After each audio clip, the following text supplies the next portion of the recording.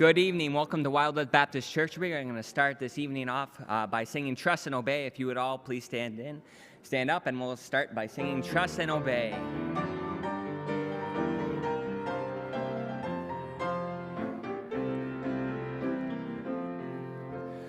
When we walk with the Lord in the light of His word, what a glory He sheds on our way.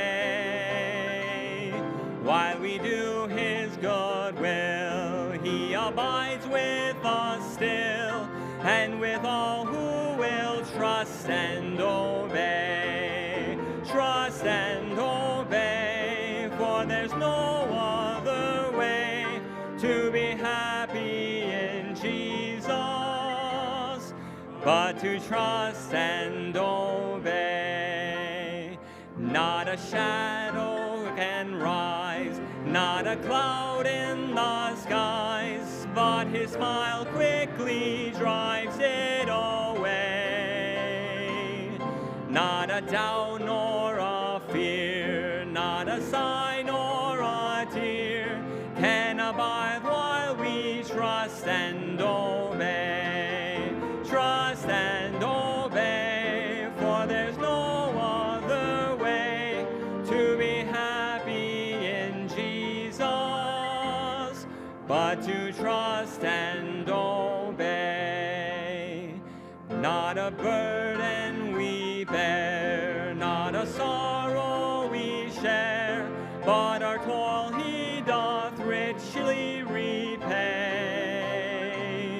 Not a grief nor a loss, not a frown nor a cross, but is blessed if we trust and obey.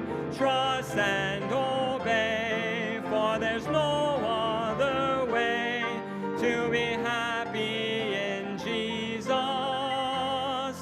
but to trust and obey. But we never can prove the delights of His love until all on the altar we lay. For the favor He shows and the joy He bestows are for those who will trust and obey. Trust and obey, for there's no other way to be happy in Jesus, but to trust and obey. You may be seated. Welcome to our Wednesday night service, week number 2 of our Bible Institute, Summer Bible Institute. I am excited to teach tonight. I'm sure the others are excited to teach also. You may be asking yourself, where is Pastor Brennenstall? Well, this is a full-scale coup d'etat. I'm taking over. No, I don't have any desire to do that. Anyway, but Pastor Brennenstall and Harmony, they went down south together to go see John graduate from basic training. So pretty exciting. So they drove him down there. So we're excited to have someone else serving our country. And so continue to pray for John and his safety. We're going to open in a word of prayer, and then we're going to get some announcements. Let's pray. Dear Heavenly Father, we do thank you for this day given us. We're thankful that you've brought us into your house today. It's good to see Michael and Haley here. It's good to see some other familiar faces that have made their way back from some travels. We pray that your hand of blessing would be on the different activities we have going on tonight. We pray that as we dispense your truth through the ministry of your word, we ask that our hearts would be ready to receive it. We ask that you'd give those who are instructing the ability to clearly delineate the information down to the folks here. We're glad for our faithful people. We ask, Lord, that you would bless our church, help it to be a light into this community, to continue preaching the word of God. And we ask these things in Jesus Christ's name. Amen. We do have a few announcements. And here we go. We're doing it old school. It's on paper. It's all on paper. Can you believe it? This is how we used to do it when I was young. No one cares? All right. Stephanie Zeck has a baby shower on Saturday at 10 a.m. Saturday 10 a.m. I believe there's a sign-up sheet in the church office. You want to make sure that you sign up for that. Then we have Joel and Renee Taylor having a vow renewal ceremony at 6 p.m. on Saturday. They'd love for you to be a part of it. And then they'll have an hors d'oeuvre and cake reception afterwards. And then for those who wouldn't mind volunteering to help, those with young, strong backs, like, I don't know, these guys over here, not you, Gretchen, but the young, strong guys over here. She's not a guy. Anyway, but we need to have the platform cleaned off, so we'll deal with that right after church. And then we do have a reception. Mrs. King has worked at our church for 392 years, and she is finally 34 years. She's worked here 34 years. She's finally retiring. She had enough of me. So on Sunday night, after the evening service, we're going to have a time of reception for her. If you'd like to bring her a card with a wad of cash, I'm sure she'd take it. So we're thankful for everything Mrs. King has done for our church, and we want to recognize her sacrifice for us. We have an anniversary. We have an I Love America Sunday coming up on the 27th. We'll have a normal service in the morning dedicated to talking about the United States, and then we'll have a luncheon here at the church, and then in the afternoon we'll have a teen takeover service. The young men will be preaching. There will be special music, etc. Father-son outing coming on the 24th to the 26th. Brother Carpenter, did I see Brother Carpenter in here? And so he's in the print shop getting ready for the folks coming over. So see him for more information. July 4th we'll have another. We'll have a Sunday service, then we'll have a potluck luncheon, and then we'll have an afternoon service so people can enjoy the rest of their day. We have that for announcements. Now we have 3 young men who are going to be ministering to us in music. We got Reagan Brenenstall, Justin Golish, and David Ingalls. Where are they? There they are. Here we go.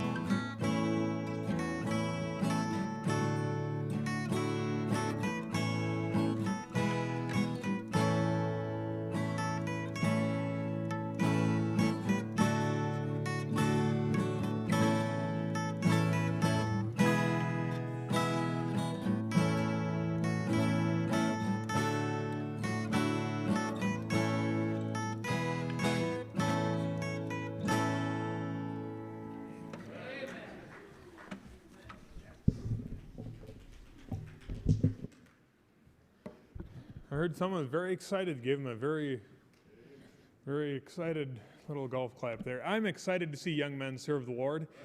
And by the way, I skipped the offering. So we're going to have Rachel come up and play us something. I know she's so good, she can come up with something at a moment's notice. We'll have the gentleman come forward. I'm not a very good Baptist preacher if I skip the offering, am I? Nonetheless, I'm in charge of the finances. So, all right, we'll have, do you mind if you pray there, Hansi? You don't mind? Go ahead then.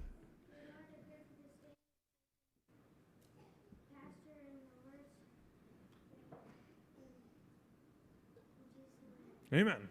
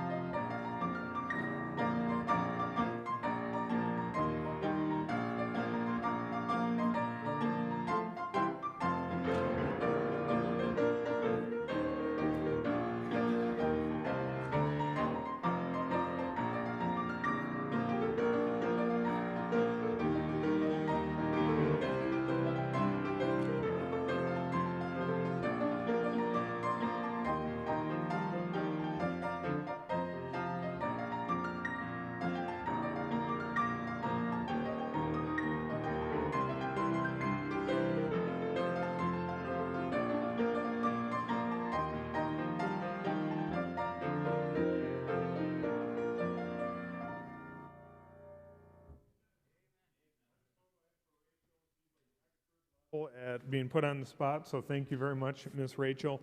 We're going to dismiss the classes. So just as a reminder of the classes that we have a study of Philippians. Brother Tim Rhodes is teaching that tonight. Brother, where are you going to be? In the gymnasium? Yes. Gymnasium, and then we're going to have civics and government. That'll be right here.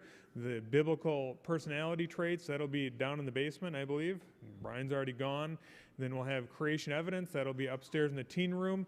Then the youth choir, I think that'll be downstairs also for those ages 5 to 12. And am I missing a class? Choir. Yeah, children's choir downstairs. So we had that. I think that is it, and you are dismissed to go to your classes.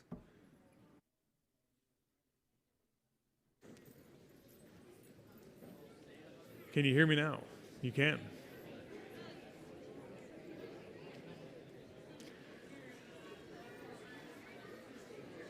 Then if I could have a couple young men.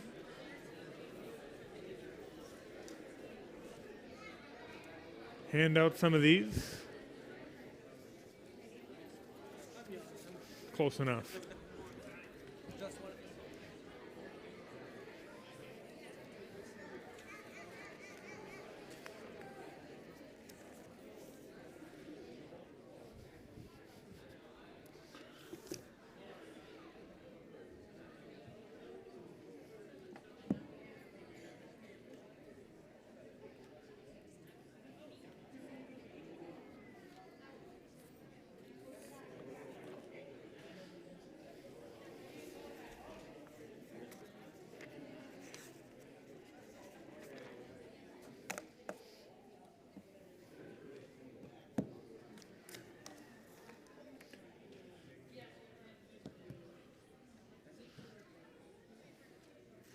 I am so thankful for Jeremy, who decided to sit second pew, this splash zone. I was like, man, I really need to brush my teeth today. There's good seating up front. All right. So they're going to hand out lessons. You guys should be receiving them. Again, I stole this material from Back to the Republic, The Golden Mean, The Standard Form of Government by Harry Atwood. This book was originally written, I believe, in 1918, and this revision is 1934. So it's an old book. I struggle to find it. You can buy some reprint copies of it online. Also, you can get a free PDF of the book. You just got to type in Back to the Republic Atwood PDF, and you'll be able to find copies of that. I do have some errors in this document that I'll let you know about as we go. I have a couple paragraphs that repeated because I was taking them from the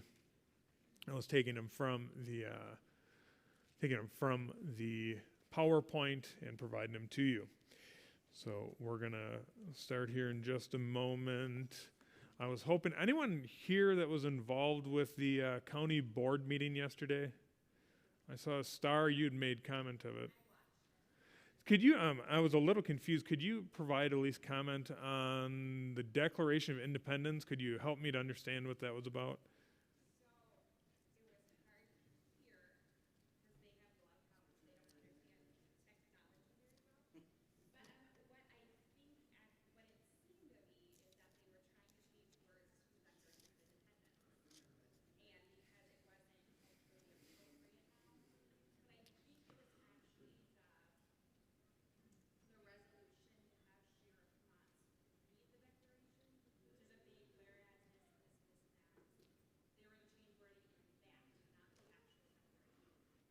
So they wanted, every year on the 4th of July, our sheriff reads the Declaration of Independence over at the courthouse. So if you're interested, of course, church happens, so if you're probably wanting to do it early, you could probably do it early and still show up here for normal church service. But Sheriff Motz, who's a good, great sheriff, he reads the Declaration of Independence. The county board wanted to change some of the wording and how he read the Declaration of Independence. I mean, it seems like a pretty straightforward document. I mean, there's one Declaration of Independence. Anyway, so all that to be said is that our county board has certain people in there that they're a real hot mess. They're real problems. And so I just want to encourage you again to get engaged with the process. We need to understand exactly what's going on at the local level, including our county board and our local government. So let's start out with a quote.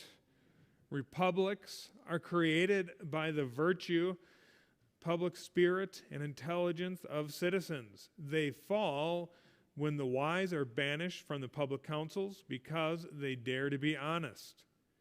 And profligate are rewarded because they flatter the people in order to betray them. Does this sound familiar today?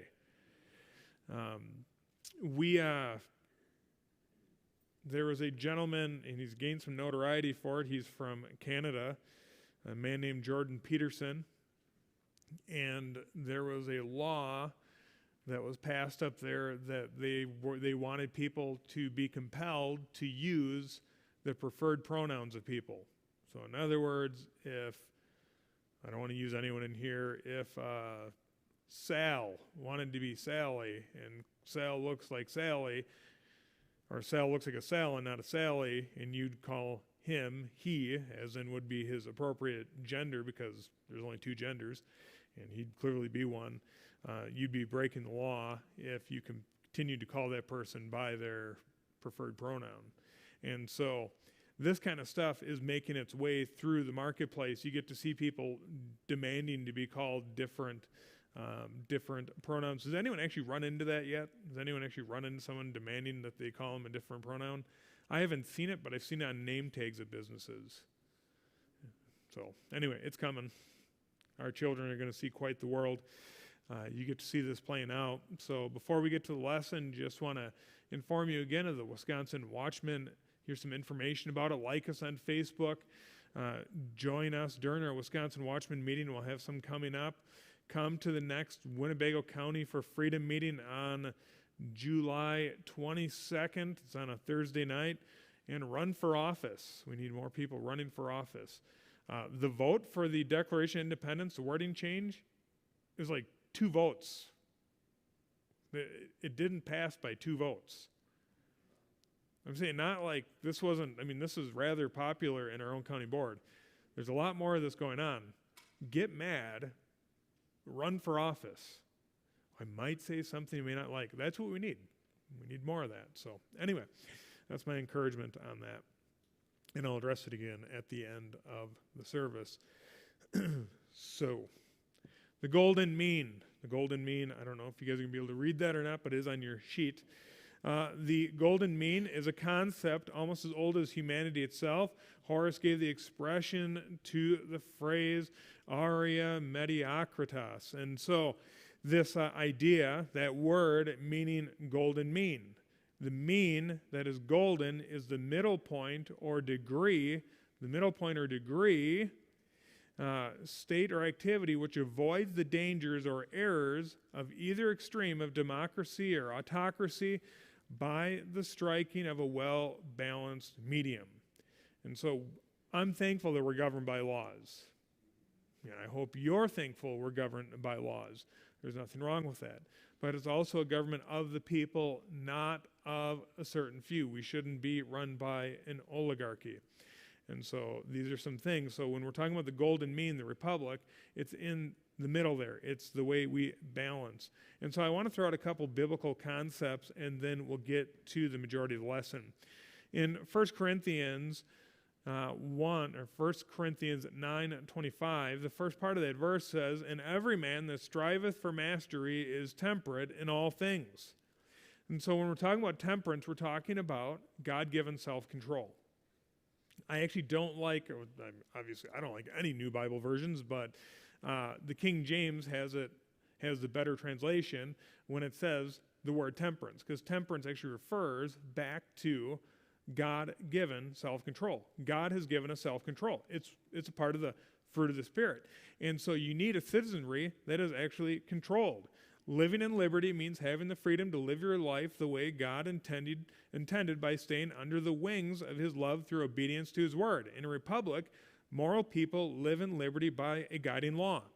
So when you have, and we talked about it last week, a bunch of immoral people in a republic, what happens to the republic? Is there a right? Is there a wrong? There is a right. There is a wrong way to live.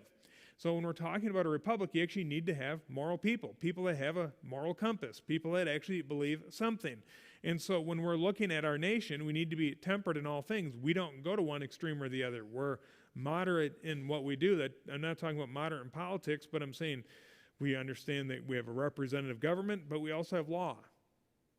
We have certain rights that are given to us by our Creator, which can't be taken away. And so we're constantly balancing this. To go back to the idea of the movie musical Fiddler on the Roof, we're like a fiddler on the roof. We're trying to balance, right? And that's a tricky thing to do. So then we get to see that a democracy or autocracy are unsustainable to free people. Democracy and autocracy are unsustainable to free people. This is why countries like China, Russia, Saudi Arabia, all those countries that are built on dictatorships, what do they always forbid from going in there? Bibles. They don't want Bibles in there, do they? How hard is it to get Bibles into Russia now? How hard is it to actually get campaigns? Remember the couriers campaigns that they had 20 years ago? Can you do those couriers campaigns anymore in Russia? And it's much harder. Why is it? Because they understand that the more Bible you have in front of you, the more people read that Bible, they're going to be given to what behavior? I want liberty. I want to be what? Left alone. I want a government so small that I barely notice it.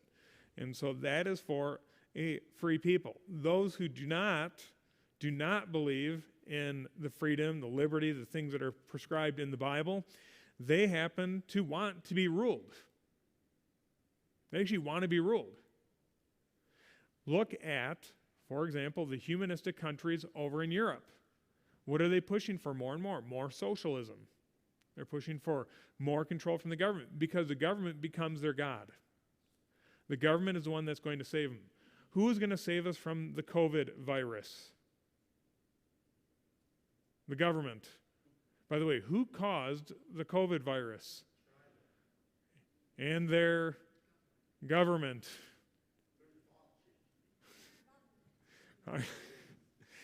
Is anyone passionate on this subject at all? I'd be nice to get a little response.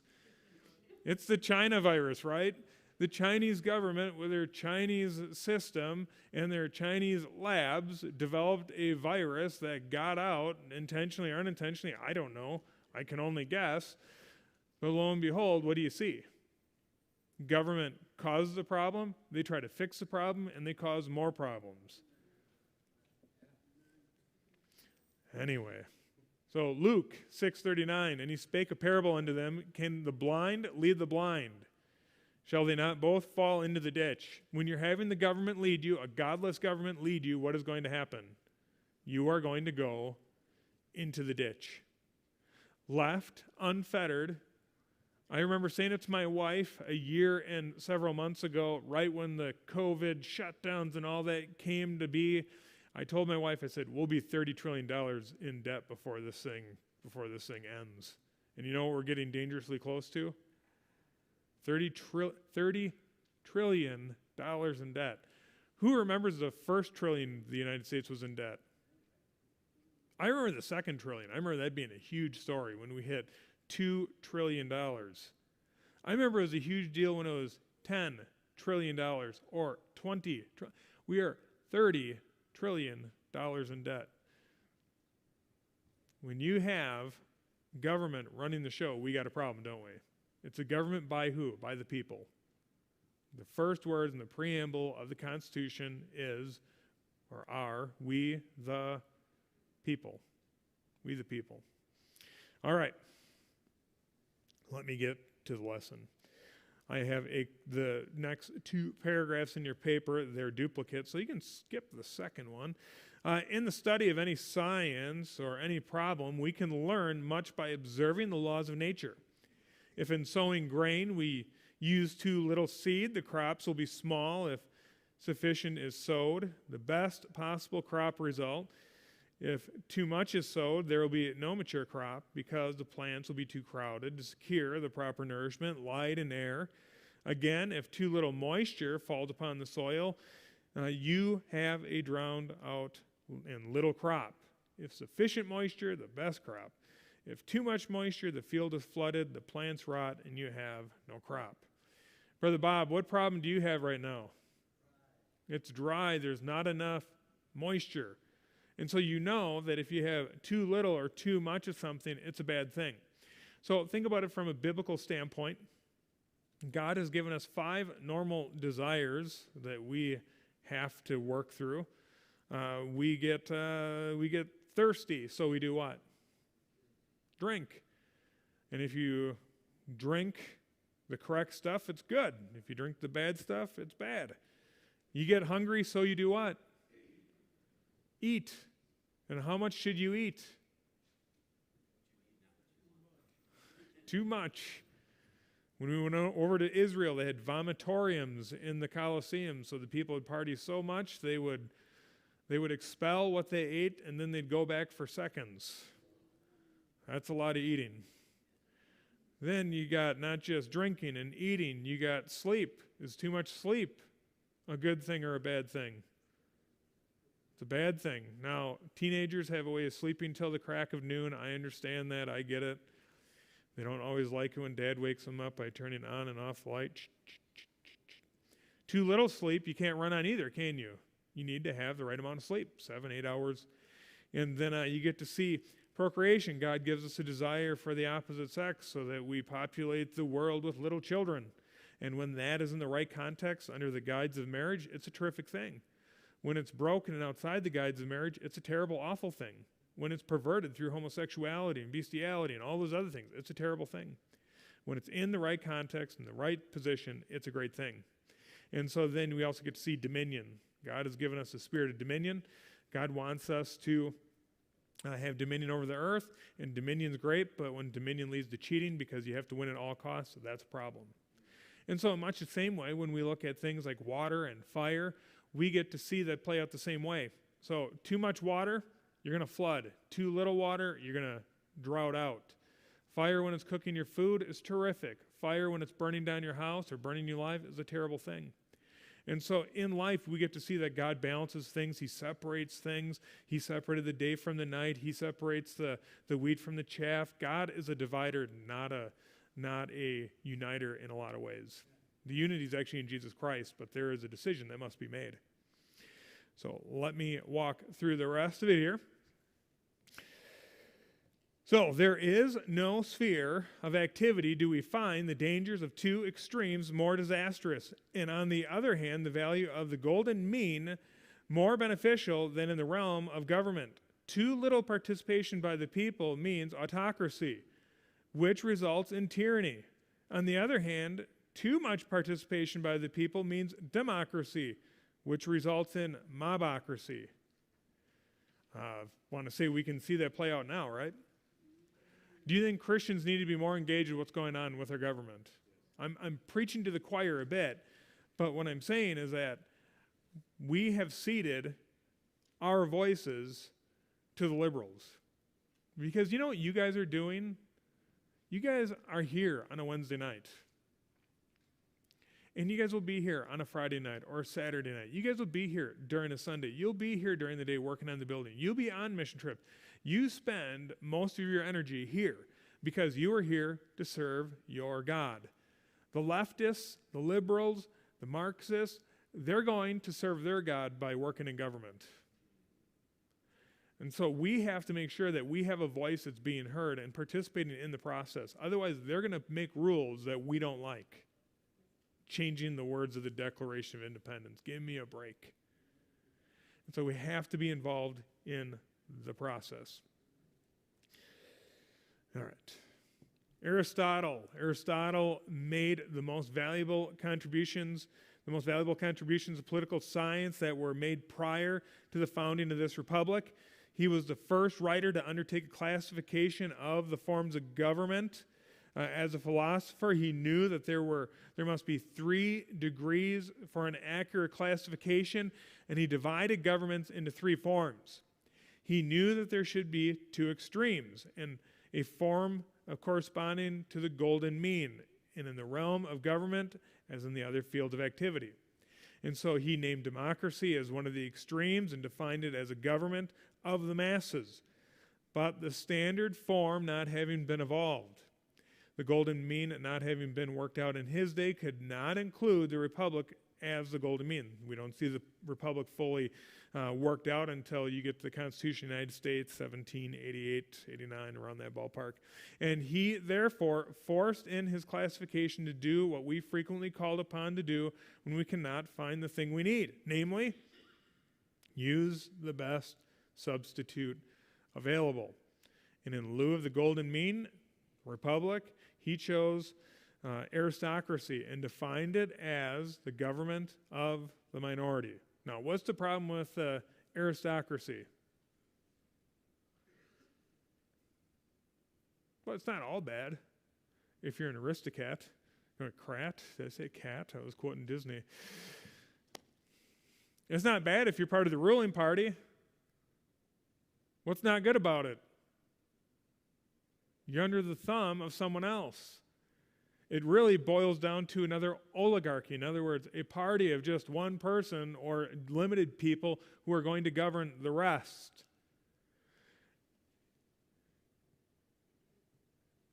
Then here we get to see that, I should go back a slide. He named, no, I'm getting confused. All right, then we get to see this next classification here. You get to see Bluntschli. He followed the classification of Aristotle and added autocracy, which is defined as a state which the supreme ruler is considered to be a god or some superhuman spirit or an idea. We get to see how that's been played out. Some governments believe their god is their leader, but we're going to kind of move past it. Most writers on political science since the time of Aristotle have followed his classification of forms of government. The modern writers on political science in the main still follow blindly the incorrect classification of forms of government suggested by Aristotle, although the founding of this republic made necessary a revision in the order to make a correct classification. And so you get to see most of his people follow Aristotle. Most of the people look at him as the one who came up with these bright ideas. And so it was reserved for the founders of this republic, the framers of the Constitution of the United States, to arrest the erratic swing of the pendulum of the government and to point it to the golden mean, which made necessary a revision of the classification of Aristotle by striking out aristocracy, which is, in essence, an autocracy, and substituting a republic, which is the mean that is golden as follows. So on one side, you got an autocracy, those who are autocrats, those who are the tyranny. Then you get a republic. Then you get that in the middle, striking out that Aristotle designated government. And then you get to see a democracy on the other side. And so we're going to walk through some of these extremes over the next couple slides, but get to see that really in the middle is not an aristocracy, it's a republic. A republic is what balances our world out. It balances our country out. So the first one, this makes a correct classification of forms of government. Although the realm of nature and of human activity, we find examples of Trinity classification above described. The two extremes and the golden mean, you will observe from the classifications that the results of autocracy and democracy lure undesirable extremes, and that the results of republic are desirable golden means. So you get to see here in the extreme, you get the autocracy, you get the golden mean, a republic, you get the other extreme, democracy. Then in the autocracy, you get to see that there's tyrants. In the middle, in the golden mean, you get statesmen. And then in the extreme, you get demagogues. Now, by the way, how many statesmen do you think we have in our own country? I think it's very few. You know, and I guess we could throw out names and maybe we could banter about it, but this certainly isn't the government that was set up based on our U.S. Constitution. You know, we don't have the John Jays, we don't have the Alexander Hamiltons, we're not having the Thomas Jeffersons and the John Adams. We don't have these people who are fighting about the ideas of how the federal government should work with the state government. We have people that are looking to stay in office. We have people that perpetually stay in office, and we have people who glean more and more power. Our Speaker of the House is 80 years old. Our President is 78 years old. We got people who just spend decade after decade in the White or in politics. They actually don't make money and then get a job in politics to serve as a statesman. They get their job in politics to make money. Most people who go into politics leave politics a lot richer, not because of the federal money they get, but because of the other monies that are given to them, the opportunities that are afforded to them. And so we see that we have a breakdown of what's happening. And so now we're not having statesmen in our system. And I don't even really want to say that we act a whole lot like a democracy. We have a bunch of tyrants in our House, in our executive branch, in our judicial. Then we get to see that the extreme of autocracy is bondage. The golden mean is liberty. And the excess is license. And so we get to see as these areas are fighting out here, look at how the mob worked last year during the riots. There was a video just released, I believe it was in LA, where they had someone stealing a bunch of things from Walgreens, filled up a literal garbage bag filled with stuff, and the police officer is watching him and says, "Please don't do that." The guy gets on his bike while he's still in Walgreens, drove right by the police officer. Police officer grabbed the bag, the guy just ripped it from him and just kept driving off with the bag of stuff. The police officer didn't even engage. Because we now have license to act like buffoons because we're worried about the mob. We're worried about the mob. You get oppression in an autocracy, you get reason in the republic, and you get impulse in the democracy. Again, the mobocracy, people who decide they need a new TV because they felt there was an injustice out there, so they go to the local Target and steal the TV. You get bondage from the federal government that they're trying to put more and more weight on us. And whether or not you think your rights are being hindered, can I just say $30 trillion in national debt is hindering what you're going to be able to do? Now, I don't know who's on a fixed income here or who's close to a fixed income right here, but the fact that they've printed out 25% of every dollar that we have in the last year is going to greatly impact your money. It's going to greatly impact your ability to spend. Yeah, that is going to hurt significantly for those who are on the fixed incomes. And in the meantime, how are your lumber prices, your gas prices? We're under the bondage of Washington. They printed out all that free money and now we're paying for it, aren't we?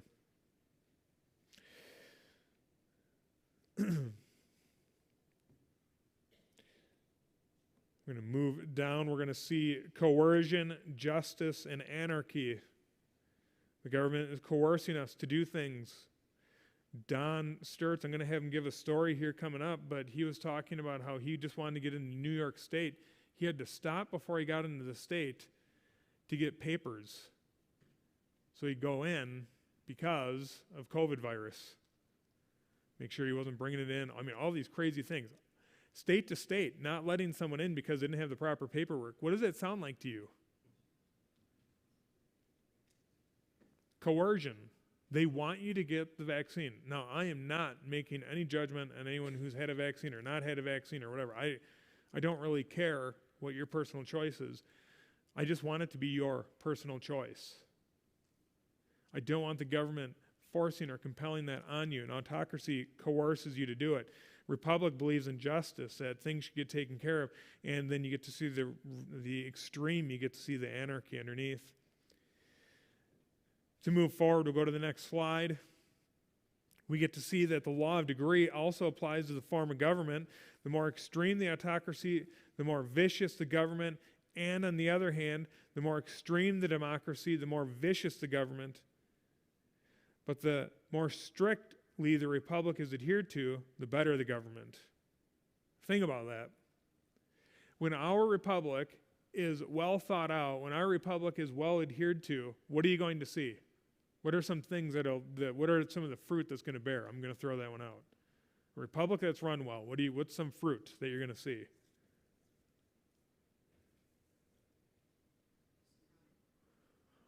Less crime, maybe. Joshua. Freedom of property. What happens if you don't pay your property taxes? Seize your house. Who owns your property? Just don't pay your taxes for a while. See who owns it. All right, what else? What else can you tell from a republic? How can you tell if the republic is working like it should? Brother Chuck. Prosperity or job opportunities?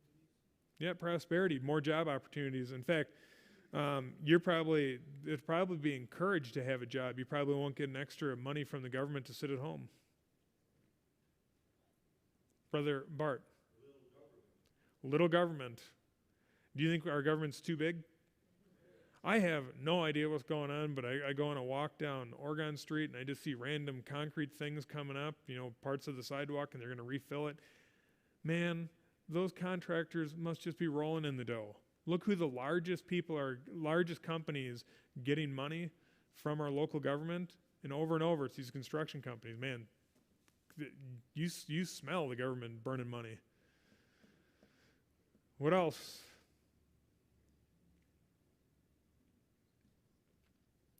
Imagine you get to run the republic. What do you get to do? I saw one of Jenna's kids' heads moved. I almost called on her.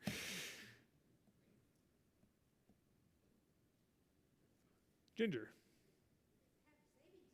You get to have a savings account. You get to actually have money. You get to not have to. By the way, do you think student loan debt has increased the cost of education?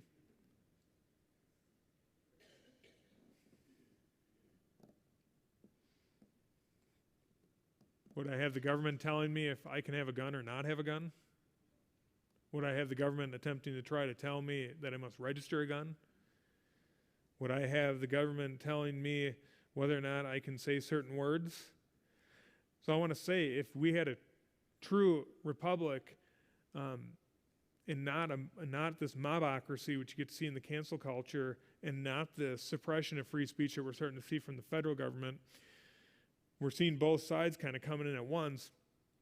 But if someone says something that's deemed as being uncouth or unkind, they're getting canceled over silly things.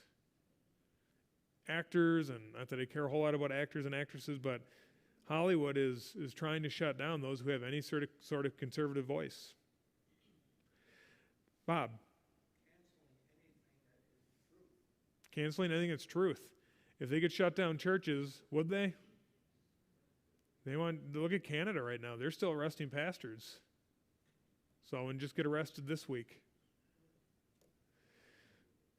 So the point of all of it is, when you're looking at all the things that are in our, specifically, Bill of Rights, those things should actually be functioning. We should have the ability to live a private life. We should have the ability not to have to answer to the government. But our government isn't actually working that way. Go ahead on Facebook, if you have a bunch of friends out there, and then just post something that you think would be a benign Christian thing, and then watch your friends go bananas over it. Then try commenting on someone else's if you have any sort of different opinion. How does that go? I think Jesus is the only way of salvation. Simply post, if you have a variety of friends, homosexuality is a sin. How would that go? Brother Sam, you got a Facebook account. You're being challenged. A double dog dare, a triple dog dare. Put it on there.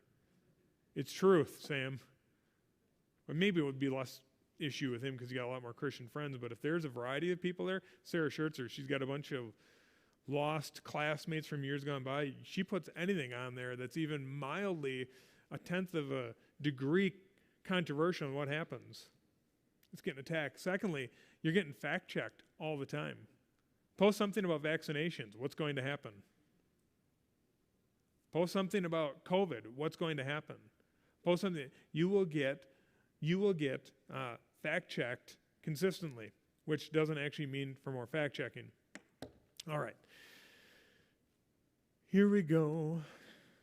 Go to the next one.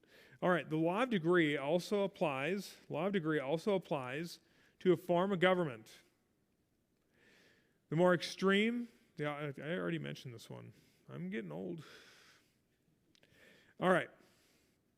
On the other hand, almost daily, we hear the expression, make the world safe for democracy. That expression is superficial and is impossible, and is as unwise as it would be to say, make drink safe for drunkenness, make food safe for gluttony, which, by the way, don't even give the government the opportunity to do that. They will try to take advantage of that. Let's see here.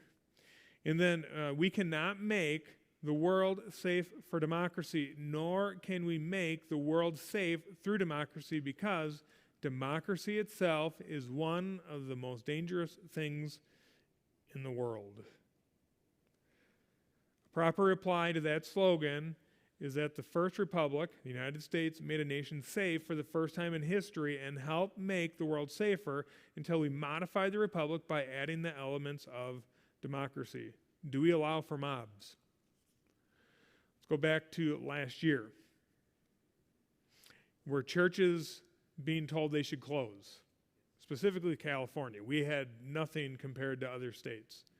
They were fining guys like Jack Trieber $10,000 every time his door was open or something like that, and he got thousands and thousands and thousands of dollars worth of fines. But what about when they were mad about George Floyd, and there was thousands of people in the street all next to each other, breathing on each other, not always wearing masks, and then so much so they were engaged in fighting. They were punching and kicking people, not concerned if someone else would get COVID. He believed the other disregard they had, they were going to give other people COVID. They were going to be super spreaders. They were only concerned about it in the church building. But we get to see that democracy, when it's played out like that, is actually very unsafe. When a mob is running, that is not actually a legal assembly, is it? Should I be able to have a protest downtown Oshkosh if they were to, let's just say, say Sheriff Motts, they were going to have an edict where he couldn't read the Declaration of Independence on the 4th. Could I go down there and should I protest over that? Absolutely. Should I burn down the courthouse? Absolutely not. But what was actually going on during that time? They were actually going to try to burn down things. They were going to try to burn down these areas. So when we get to see when the mob takes over, when democracy is playing out, the majority is going to overtake the minority, it's very dangerous. So the proper reply to that slogan is that the United States, when they made that republic, they made a nation safer for the first time in history and helped make the world safer until we modified it by adding those elements of the democracy. So the tendency, however, during recent years of those in authority in all countries has been to go to one extreme or the other, to appeal, to ignore passion, prejudice, emotion, hate, and fear by the intemperate speech, and to ignore the danger signals of history. There's an appalling need today for knowledge and an observance and an application of the law of the golden mean in word, thought, and action. So yesterday during the county board meeting, they wanted to give extra money to the nurses who are working at Parkview Health Center. Now, I'm thankful for nurses. I hope you're thankful for nurses, all that stuff. But when they talk about not giving them extra money, you know what the politicians reverted to? It's standard fare for politicians. They use a very special group of words.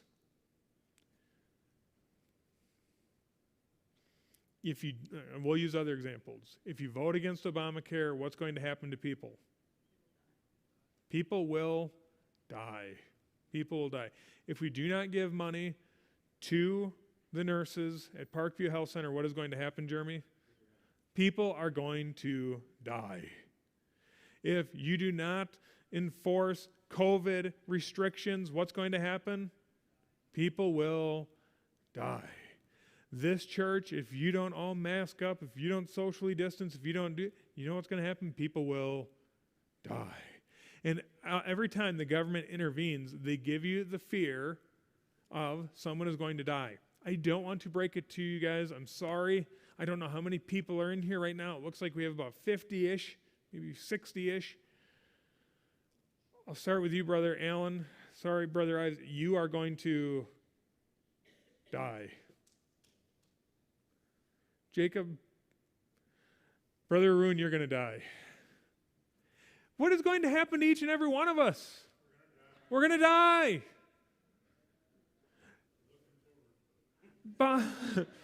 Are you talking about me or you? I don't know. What's Brother Bob, how many miles did you fly in airplanes?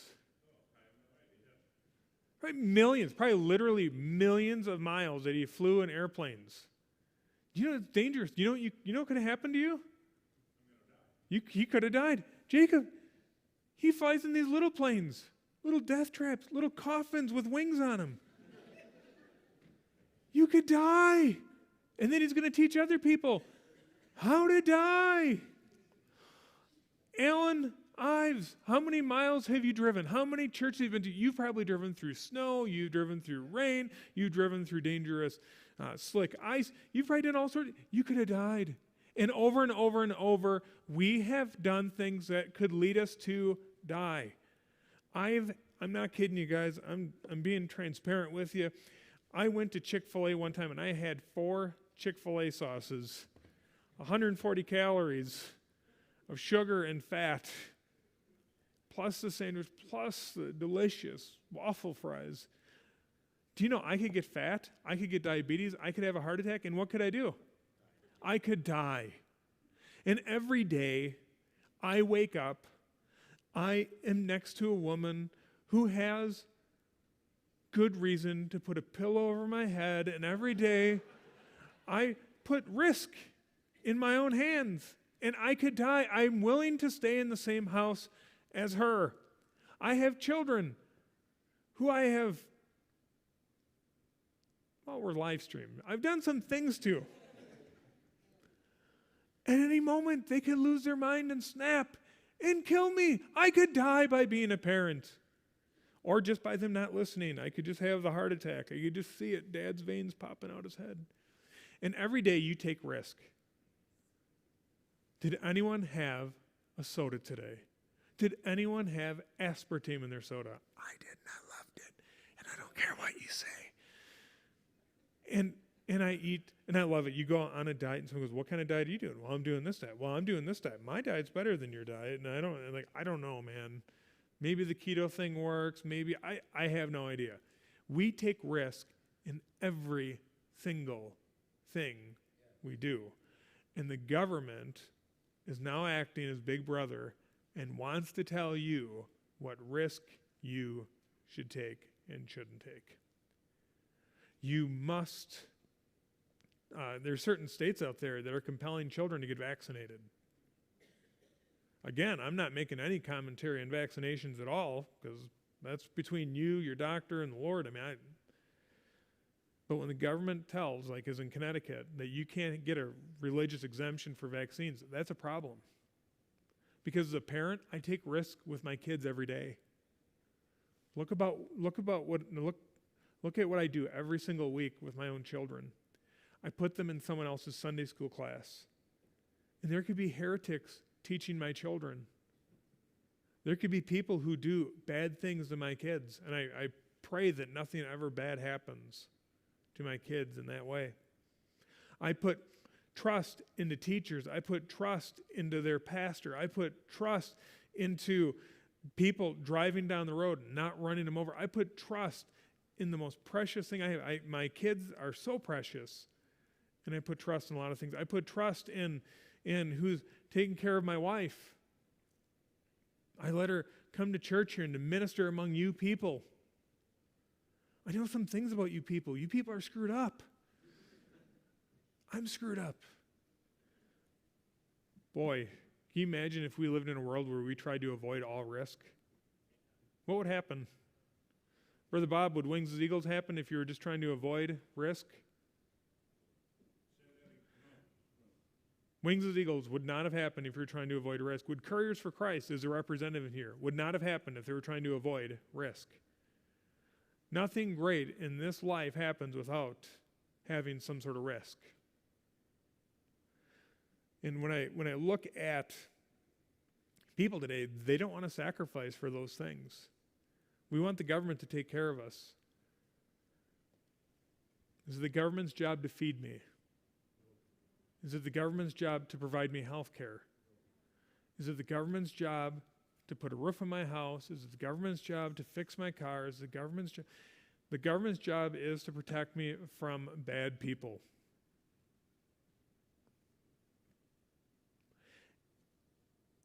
That's not the way our government is functioning right now. The government is trying to protect you from everything. What if you get sick? What if you die? We're all going to get sick and die.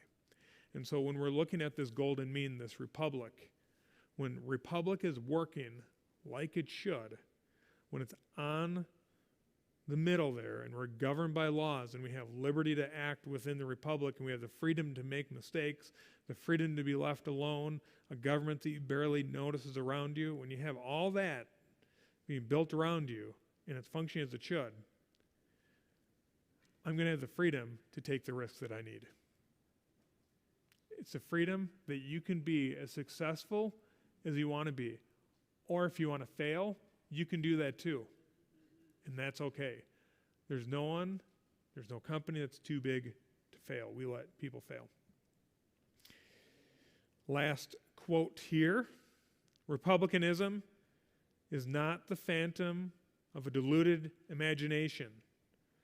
On the contrary, laws under no form of government are better supported, liberty and property better secured, or happiness more effectually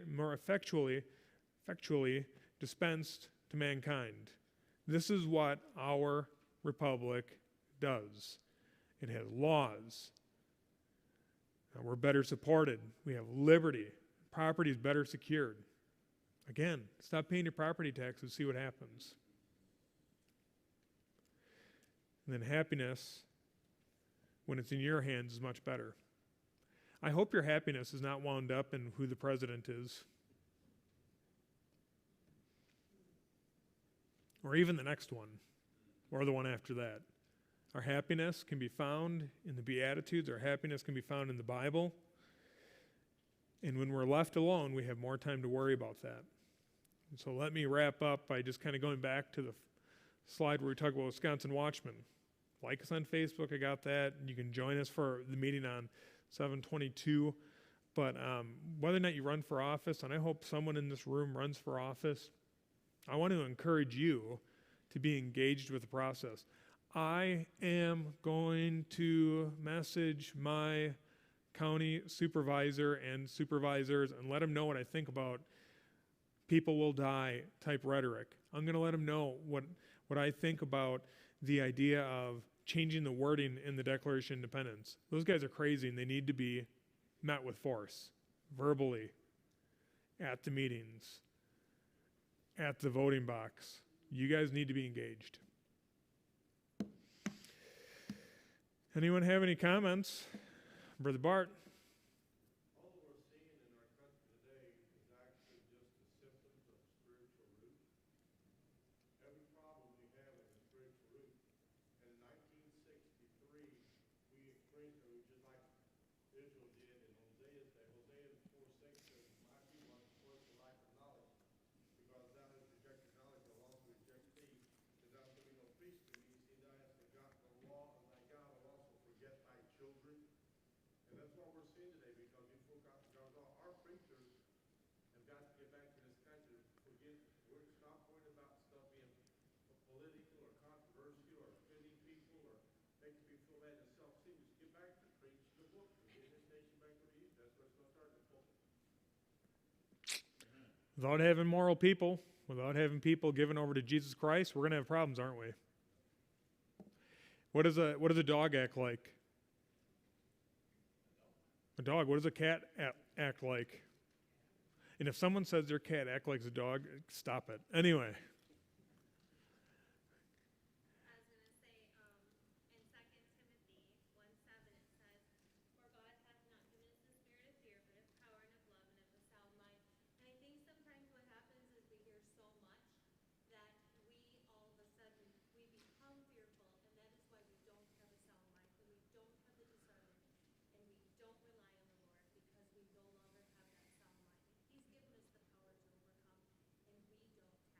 All right, so Sarah's preaching a message.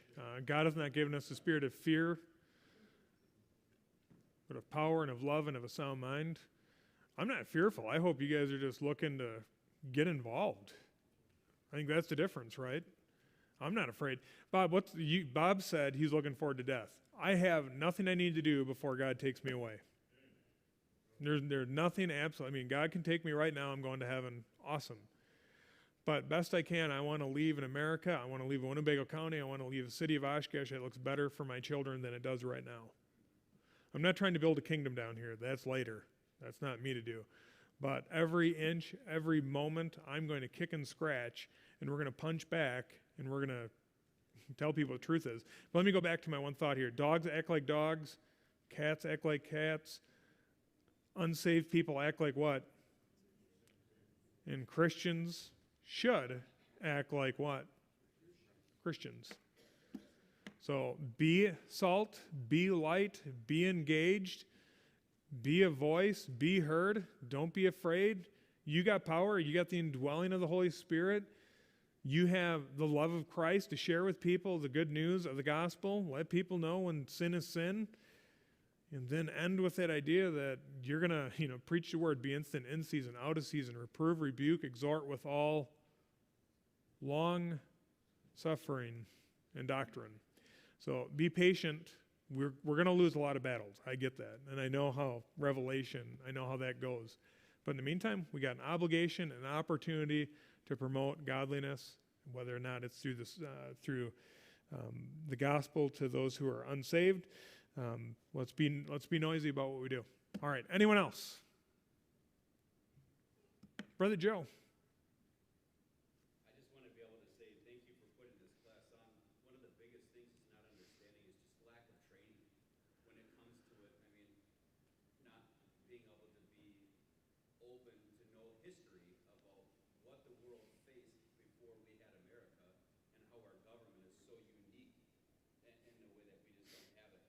I went to Washington, D.C., and the guard that was there said, we have the Constitution that's here for anybody who would like it, anybody who would like to implement it. It's here for those people that they would like to be able to use. And he said, our biggest problem is that we have no takers in the whole world that has done that. And it's no different in our own country, within our own cities. We have all the opportunity to make the civil government what it should be and what it can be and how it's supposed to act. But once again, there's not a lot of takers. And I'm glad for this class. It's motivating. Yeah, let's take advantage of it. Class isn't special. By the way, the things that we've talked about the last couple of weeks are things that are generally taught in this church. They're not getting taught in the public schools. Critical race theory, our nation is a bunch of racists. That's what's getting taught right now. The idea that our government was founded on principles of freedom is significantly different than what's getting taught. The public school, did you go to public school, Bart? I'm throwing that out there, I was guessing. The public school that Brother Case went to was different than how mine was, and certainly different than what it is today. And so the truths that were taught, the things that we took for granted, are not being taught. So take advantage of it. Teach your kids the value of a republic. Little Blake. I just want to say that it's kind of different how you see a different country like Mexico, how they say they have freedom, and then you look at United States freedom. And I'm truly glad that America has like the greatest freedom I've ever seen. In Mexico, they say they have freedom of speech, but even though we'll have people come to churches, and if you say anything against any law that they have, they'll arrest the pastor. So Brother Blake makes a good point. Spend time in Mexico. We still live in a free country. And I know it's not as clean as it used to be in terms of popularity. And more people are actually against the idea of freedom of speech. But this is the light in the world. It might be dimming a little bit, but there's not another United States. We're it. So fight, right? So anyone else? Otherwise, I'm going to let you guys out a few minutes early. Sorry. You're going to have to talk. Brother Bob. Oh, Bob ruined it. You're all mad at him now.